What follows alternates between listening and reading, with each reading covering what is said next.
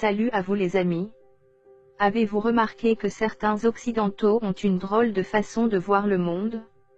En effet, quand ils font leur guerre, c'est toujours pour le bien du monde. Quand ils ont une opinion, elle est internationale. Quand ils s'expriment, ils le font au nom de la communauté internationale. Quant à leurs valeurs, elles doivent être universelles. Quand ils ont une crise, elle devient mondiale. Quand ils parlent de leur langue, ce sont des langues. Quand il s'agit des langues des autres, on a vite fait de parler de dialectes. Ils se sont installés de force en Amérique, au Canada, en Australie, en Afrique du Sud, et en Amérique du Sud.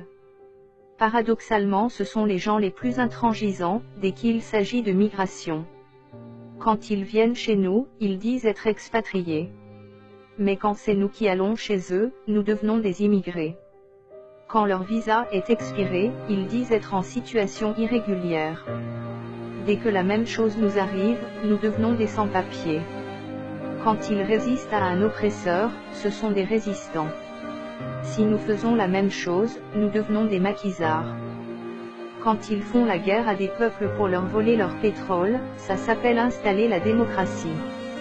Quand ces peuples répondent à leur agression, ça devient du terrorisme. Quand ils se baptisent à l'église, ils appellent ça communier avec Dieu. Mais quand nous faisons nos rites ancestraux, ça devient de la superstition. Quand certaines de nos femmes portent le voile par conviction religieuse, ce sont des femmes soumises et opprimées. Mais le même phénomène chez eux s'appelle une bonne sœur. Quand ils promettent des biens et services pour gagner des marchés, ça s'appelle du lobbying.